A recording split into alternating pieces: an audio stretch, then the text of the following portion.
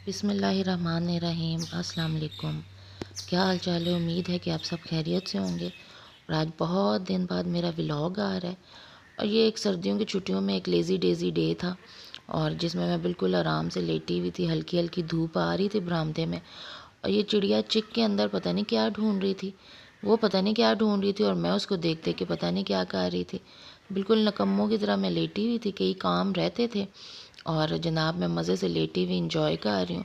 बस कुछ डेज़ ऐसे होते हैं, आपके भी कभी कभार ऐसे वक्त होता है कि इंसान को कुछ भी करने का दिल नहीं कर रहा मैं भी होता, और वैसे बस दिल होता निकम्मी है कि हूँ। खामोशी से लेटे रहें। मैं भी बला तो बस शलवारें मैं काट इसको लेती ऑब्ज़र्व थी, कर अब रही थी कि लेटी हूँ चाह क्या ऐसे रही है। बिलावज। कभी मुझे लग रहा था कि ये चिड़िया जहाँ पे घोंसला बनाना चाह रही है। फिर मुझे लगा कि शायद इसने कहीं अंदर अंडे वंडे ना दिए हुए हों। तो फिर मैंने उठ के चेक किया, तो अंदर अंडे वगैरह कुछ भी नहीं था। लेकिन पता नहीं वो क्या करना चाह रही थी। शायद रस्सी वगैरह कुछ खोलना चाह रही थी, कुछ मुझे समझ नहीं आई। और लेकिन बस उसको नोट करते करते मैंने अपना अच्छा खासा टाइम वेस्ट किया था इसके ऊपर। और बहुत सारे बीच में क्लिप्स मैं जो कैप्चर करती रही। काफ़ी दिनों के हैं, बहुत पुराने भी हैं, बड़े अरसे से मैं सोचती थी अब व्लॉग बनाऊंगी, बस बहुत सारी मसरूफियात रहीं। और ये मेरी सास जो है वो अपने गांव सरगोदा गई थी, और वहाँ पे वो अपने भाइयों के कब्रिस्तान पे गई थी। भाइयों की कब्रों पे दुआ मांगने गई थी। तो ये उधर की है। हम लोग वहाँ पे एक शादी पे गए थे, और वहाँ पे सर्दियों के दिन थे। और काफ़ी दिन अब तो गुजर गए, लेकिन शादी पे काफ़ी मज़ा आया। गाँव की जैसे सिंपल सी शादियाँ होती हैं वैसे ही थी। और ये कुछ दिन पहले बारिश हुई थी, तो कुछ साइड पे पानी खड़ा हुआ था, और उस तरह हम चलते हुए जा रहे थे। मैंने कहा कुछ दिखा। फिर छुट्टियों में जनाब सईद हदीद हमारे घर आए थे, मेरे घर आए थे, और फिर उसी दिन उनकी बर्थडे थी। तो फिर हम लोगों ने केक मंगवा लिया कि चाय के साथ केक भी खा लेंगे और बच्चे भी ज़रा खुश हो जाएंगे। और ये अब वो केक काट रहे थे, और बरामदे में बैठने की वजह से मक्खियाँ आ रही थी, तो हम लोग वो उड़ा रहे थे। सईद हदीद बड़े एक्साइटेड थे कि जनाब उनकी बर्थडे आई हुई है। और हमारे घर में कोई बच्चा है नहीं, और दूसरा मेरे मियाँ के भी सारे भांजे जो हैं वो इतने बड़े माशाल्लाह हो चुके हैं कि उनकी बर्थडे वगैरह कभी सेलिब्रेट नहीं की। तो बस कुछ अजीब सा लग रहा था कि हमारे घर में बच्चों की बर्थडे हो रही है। साथ चाय बनाई हुई थी। निमरा ने अपने लिए ब्लैक कॉफ़ी बनाई थी, कि निमरा जो है वो आजकल डाइट पे थी। निमरा की भी डाइट चलती रहती है, कभी बंद हो जाती है, कभी चलना शुरू हो जाती है। और डाइट पे रहना कॉन्टीन्यूसली बड़ा मुश्किल होता है। मैं तो खैर अपनी पूरी ज़िंदगी में प्रॉपर डाइट मैंने आज तक नहीं की। मोटे ही रहे सारी ज़िंदगी, और अभी भी मोटे ही हैं। और पतला ना कभी खुद को देखा, ना पता चला कि पतले हो के हम कैसे लगेंगे। हाँ, बीच में कभी इस तरह करती हूँ कि कुछ कर लेती होती हूँ, लेकिन प्रॉपर मेरे से नहीं डाइटिंग होती। और जैसे ऐसे अब तो बस गुजर गया वक्त, जवानी गुजर गया, अब हमने क्या स्मार्ट होके करना है। बस ये डर लगता रहता है कि बस कुछ बीमारी वगैरह ना लगे। तो बाकी स्मार्ट लोग अच्छे लगते हैं, किसको अच्छे नहीं लगते हैं, लेकिन हमसे डाइटिंग नहीं होती बिल्कुल भी। और ये जनाब सईद हदीद साहब को केक्स खिला रहे थे। अब अपनी दादी के बाद जनाब वो इनको, मेरी सास को, वो मुझे हमेशा कहते होते हैं कि ये फ़रियाल खाला की दादी हैं, क्योंकि उनको ये लगता है कि घर में जो बूढ़ा रह रहा होता है वो हमेशा दादी ही होता है। और मेरे हस्बैंड को वो हमेशा कहते होते हैं कि ये फ़रियाल खाला के बाबा हैं। और साहब को खिला रहे थे, खुश हो रहे थे। बेचारों को समझ नहीं आई थी कि उनकी अपनी टर्न कब आएगी। और अब ये मेरे मियाँ को खिला रहे थे, जो उन्होंने काफ़ी ज़्यादा डाल दिया था। और बस बच्चे अपनी मर्ज़ी के होते हैं, जो उनका दिल कह रहा था वो करते हैं। अभी उनको ये टेंशन थी कि हम लोग उनके गिफ्ट्स नहीं लेके आए। और गिफ्ट वाकई उनको अभी कोई नहीं दिए थे, क्योंकि इस टाइम मैंने बस केक मंगवा लिया था, और बाद में गिफ्ट मैंने कहा था उन्हें कि मैं आप लोगों को बाद में ला दूँगी। अब गाँव में जो है आप लोगों को गिफ्ट तो नहीं मिल सकते ना। और अब ये मुझे केक वगैरह खिला रहे थे। और अपने बाबा और मामा इनके क्योंकि नहीं आए थे, उनके लिए इन्होंने ये वीडियो बनवाई थी कि हम अपने बाबा और मामा को भेजेंगे। दादी के साथ आए थे रहने के लिए हमारी तरफ। Apa tu ada sini pia? पुचकाने पे है कुपी ऐसे करो दूध की हाँ तरफ करो, कुकी शाम की तरफ जा रही है। है तक ना ओए हाय हाय हाय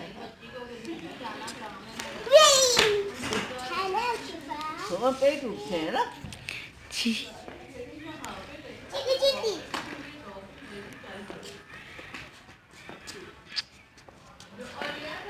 और ये शिफ़ा के लिए जनाब वॉकर लेके आई थी मैं, लेके भी बल्कि क्या आई थी, मैं नाबी को कहती थी उसकी अम्मी को कि मैं वॉकर ले आती हूँ, लेकिन उसका ये कहना था कि भाई हमारा घर छोटा है और इतनी खुली जगह नहीं होती है तो हम लोग वॉकर में ना तंग होंगे।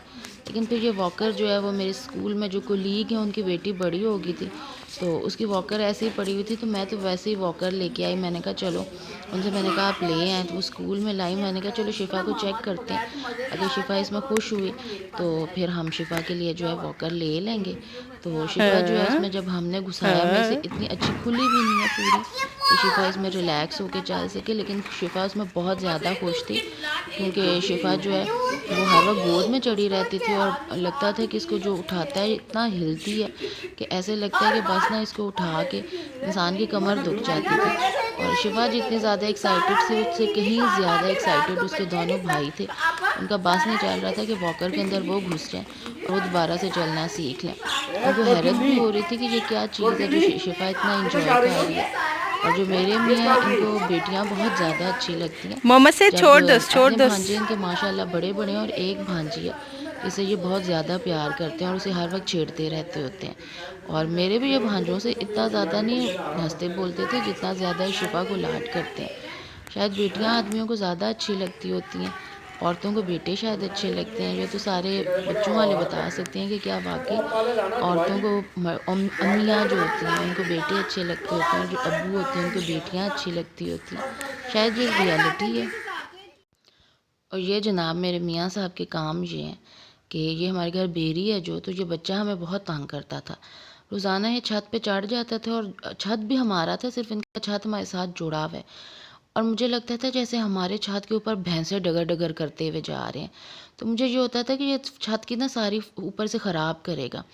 मैंने अपने मियाँ को बोला कि भाई इसको मना करें कि ये ना बेर खाता है, साथ अपना पूरा टब्बर लेके आता है और ये बच्चे मुझे बहुत ज़्यादा तंग करते हैं, दर दर करते हैं। और उन्होंने क्या किया कि इसी बच्चे को बुलवा के इसी के हाथ में कुल्हाड़ी दिया और इसी को बोला कि चलो ये टहना जो छत के ऊपर आती है ना शाख, इसको काटो। हाँ, उसको ये लालच दिया कि जो तुम शाख गिराओगे ना वो घसीट के अपने घर ले जाना और उसमें से बेर तोड़ के खा लेना। और मैं आपको सच्ची बात बताऊँ, ये बेर बिल्कुल कच्चे हैं और मुझे तो लगता नहीं है कि इनके अंदर कोई टेस्ट भी होगा, लेकिन ये बच्चे जो है ना इनके ऊपर मक्खियों की तरह पड़े हुए होते हैं और कच्चे खा के पता नहीं इन्हें खांसी भी नहीं लगती है। मुझे तो बहुत खांसी होती है।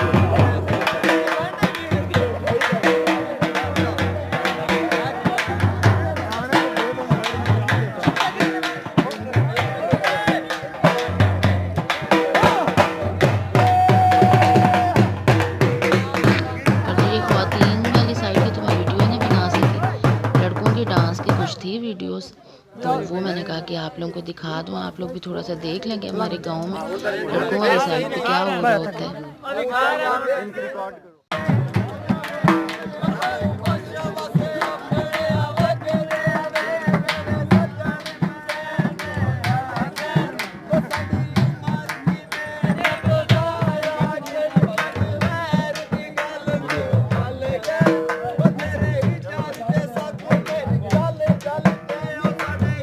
पे गए पोस्ट कर दिया वीडियो, पोस्ट कर दिया वीडियो, पोस्ट कर दिया वीडियो, पोस्ट करना।